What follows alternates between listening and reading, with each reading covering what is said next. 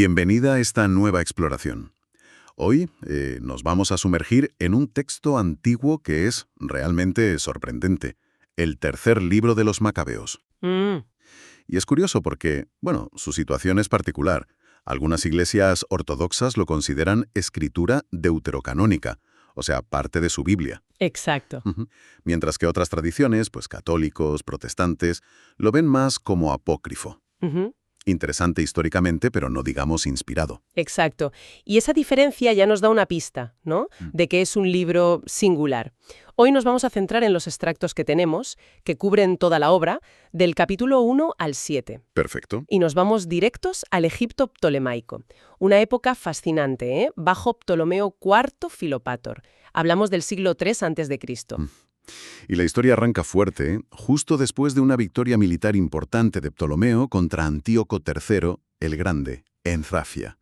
Pero, bueno, lo que parece un momento de gloria Claro. se convierte enseguida en el preludio de una crisis tremenda para la comunidad judía.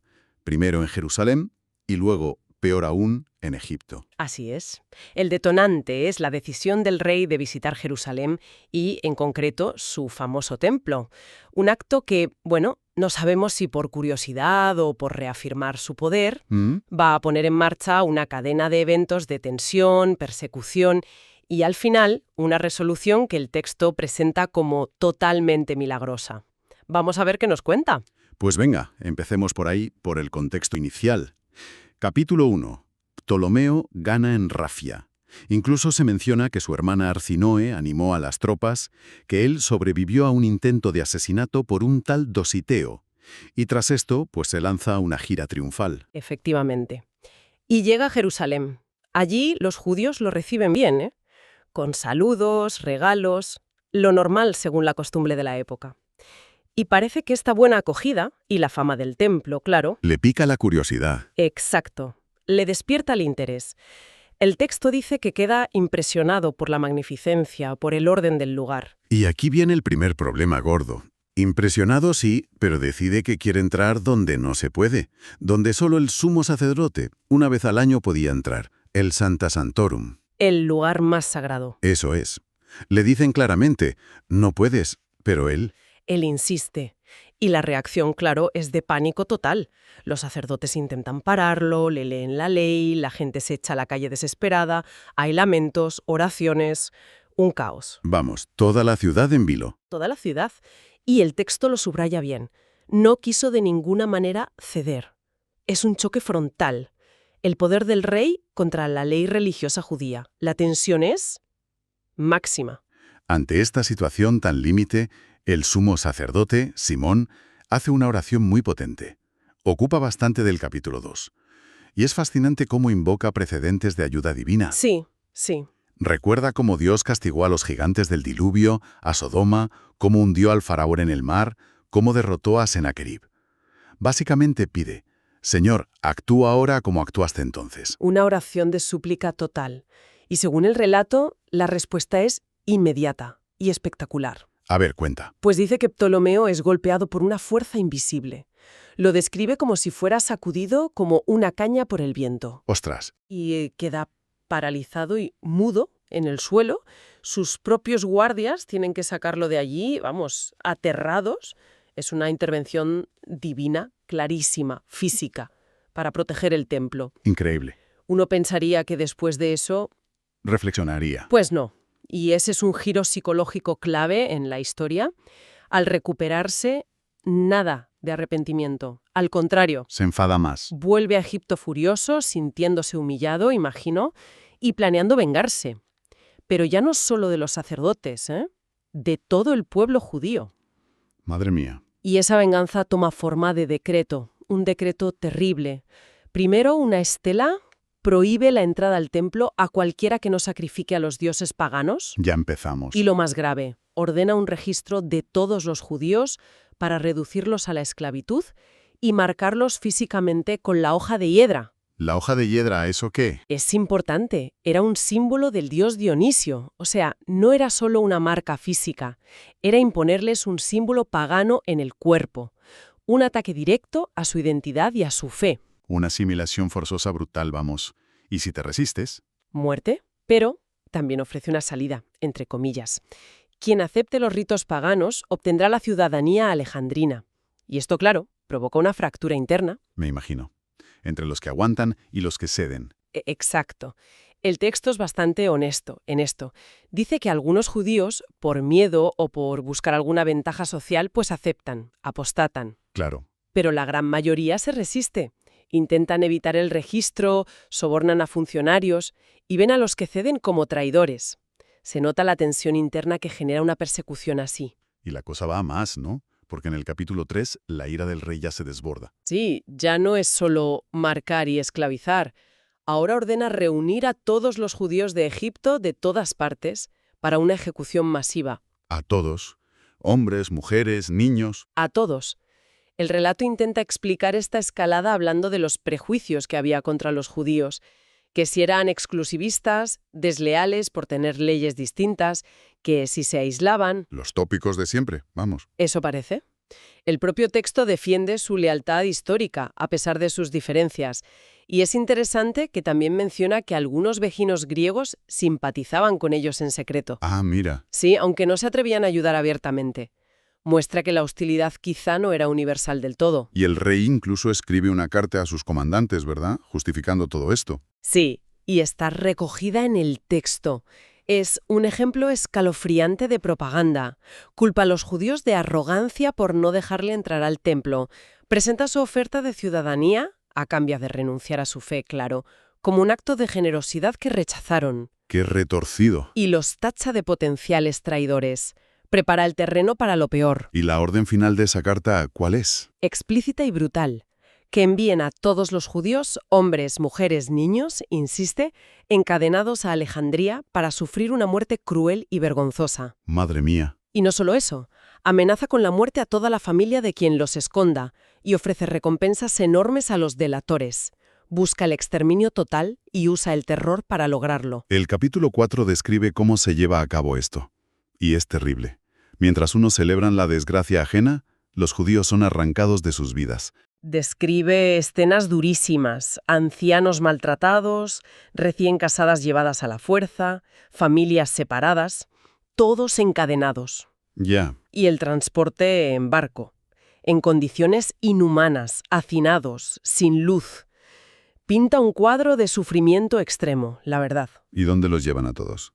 Los concentran en el hipódromo de Alejandría, un lugar grande, público, para que sirva de espectáculo y para tenerlos controlados. Para humillarlos también. Claro. E incluso traen a los judíos de la propia ciudad que habían mostrado alguna simpatía por los perseguidos. Y entonces empieza el registro nominal, uno por uno. Qué dura. Mucho. 40 días. Y aquí el texto introduce un detalle que interpreta como providencial. Ah, sí. ¿Cuál? Se les acaba el material, el papiro y las plumas para escribir. Anda. Y el registro no puede completarse. Para el narrador es una primera señal, como si Dios estuviera empezando a intervenir para frustrar los planes del rey. Interesante. Pero el rey no se rinde. Tras el registro incompleto decide cómo ejecutarlos. Y el plan es, bueno, de película de terror. Capítulo 5. Uf, sí. Llama a Hermón, el cuidador de los elefantes reales. Elefantes. Sí, y le ordena preparar 500 elefantes. 500. 500. Pero, ¿para qué? Y no solo eso. Tienen que emborracharlos con vino e incienso para que entren en furia. No me digas. Y pisoteen a los judíos al día siguiente. ¡Qué barbaridad! ¡Qué crueldad más rebuscada! Extrema. Pero esa noche, mientras los judíos oran desesperados, ocurre el primer fallo. Hermón prepara todo, va a informar al rey por la mañana y se lo encuentra durmiendo profundamente. Un sueño tan pesado, dice el texto, inducido por Dios. Imposible despertarlo. Toma ya. Así que la ejecución se cancela ese día. Menudo respiro. Pero imagino que dura poco. Muy poco. Esa misma tarde, en un banquete, alguien le recuerda al rey el asunto. Se enfurece otra vez, claro. Normal. Y ordena a Hermón repetir los preparativos para el día siguiente, con las mismas amenazas. Vaya. ¿Y esta vez? Pues aquí viene lo más asombroso. Segundo intento, segundo fracaso. Otra vez. ¿Otra vez? De nuevo los judíos rezando toda la noche. Por la mañana, Hermón va a ver al rey. Está despierto, pero Pero, ha olvidado por completo la orden. Amnesia total sobre el asunto. ¿en serio? El texto lo achaca directamente a Dios, un espíritu de olvido. Interroga a Hermón enfadado. ¿Por qué has preparado a los elefantes? Lo amenaza gravemente y la ejecución se cancela de nuevo. 2 veces. 2 veces seguidas. Es alucinante cómo el relato insiste en esa intervención divina tan directa sobre la mente del rey.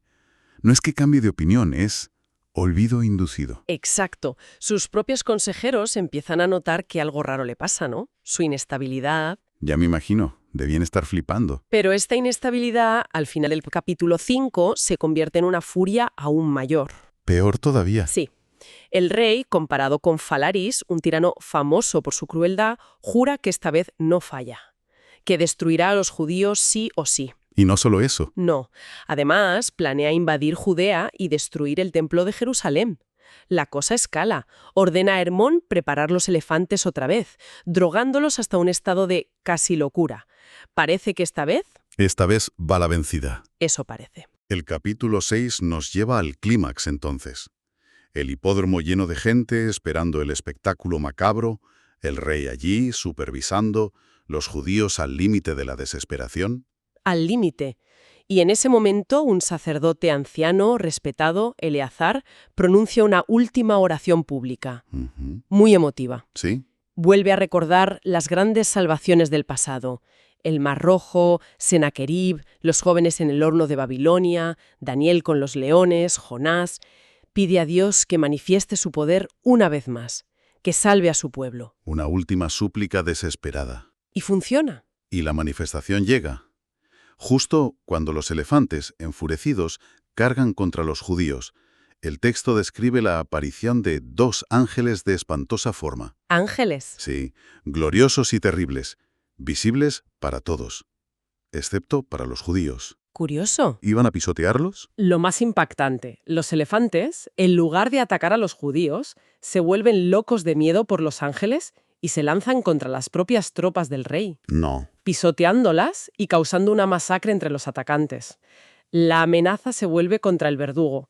Le dan la vuelta a la tortilla, pero a lo bestia. ¡Qué giro! ¿Y Ptolomeo, al ver esto, qué hace? Pues este espectáculo sobrenatural provocó un cambio de 180 grados en él, instantáneo. Su furia se transforma en compasión y lágrimas. ¿De verdad? Culpa a sus consejeros, amigos los llama con ironía, por haberle llevado a esa crueldad. Ordena liberar a los judíos inmediatamente. Les pide perdón. Perdón. Sí. Y decreta que sean devueltos a sus hogares con todos los honores. Y lo más importante, reconoce abiertamente la protección del Dios vivo y todopoderoso del cielo sobre ellos. Es una conversión total, provocada por el terror y la evidencia del poder divino. La situación se invierta por completo, no solo los libera, sino que organiza un banquete para ellos. 7 días. En el mismo hipódromo donde iban a morir. Y paga él todos los gastos. Donde esperaban la muerte, ahora hay celebración. Cantos, danzas, imagínate el cambio. ¡Qué fuerte! Y para conmemorar esta liberación tan milagrosa, los judíos establecen una fiesta anual. El texto se recrea en el contraste, la alegría de los liberados y la vergüenza de sus enemigos que ahora ven el poder del Dios de los judíos. Y para que quede constancia, Ptolomeo escribe otra carta oficial, ¿no? En el capítulo 7. Exacto. Una segunda carta que anula por completo la primera. Admite públicamente haber sido mal aconsejado. Reconoce que el Dios del cielo protegió a los judíos y luchó por ellos. Ya. Elogia su lealtad histórica. Los absuelve de cualquier culpa y ordena su regreso seguro a casa.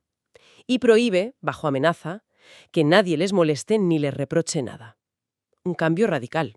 Parece que la historia acaba bien, pero hay un episodio un poco oscuro antes del final, ¿verdad? Sí, hay un último punto antes del regreso final. Los judíos piden permiso al rey para castigar a los miembros de su propia comunidad que habían apostatado. A los que aceptaron los ritos paganos. Esos. Argumentan que quien traiciona a su Dios y su ley tampoco será fiel al rey. Una lógica un poco... el rey accede. Y los castigan. El texto dice que ejecutan a más de 300 de ellos. Es un punto duro, sí. Refleja esa tensión interna de la que hablábamos y quizá una forma de reafirmar la identidad colectiva después de la crisis. Ojo, esto es lo que dice el texto. Entendido. Y después de eso, ya sí, la partida de Alejandría es triunfal. Sí, salen coronados de flores, cantando alabanzas, hacen una parada en Tolimaida que llaman Rosaleda para otra fiesta de 7 días, también pagada por el rey. Vamos, que el rey se porta. Totalmente. Y finalmente regresan a sus hogares. Sanos y salvos, respetados, incluso temidos por algunos, recuperan sus propiedades y como testimonio erigen una columna conmemorativa en el lugar de la celebración. El libro termina alabando las maravillas de Dios. La verdad es que hemos recorrido un relato de extremos absolutos, del borde del genocidio, literalmente, Sí, sí. a una liberación espectacular, y atribuida a intervenciones divinas muy, muy directas. Parálisis, amnesia inducida, ángeles visibles, elefantes que cambian de bando.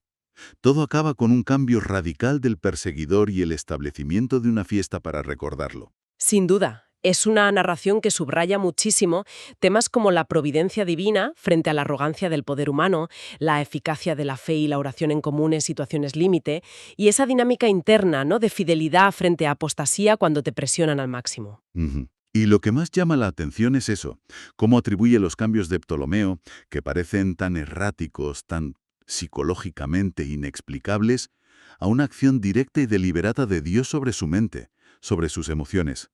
Aquí no hay espacio para la casualidad. Todo es intervención divina. Y esto nos deja con una reflexión final interesante, que surge de esta historia tan intensa.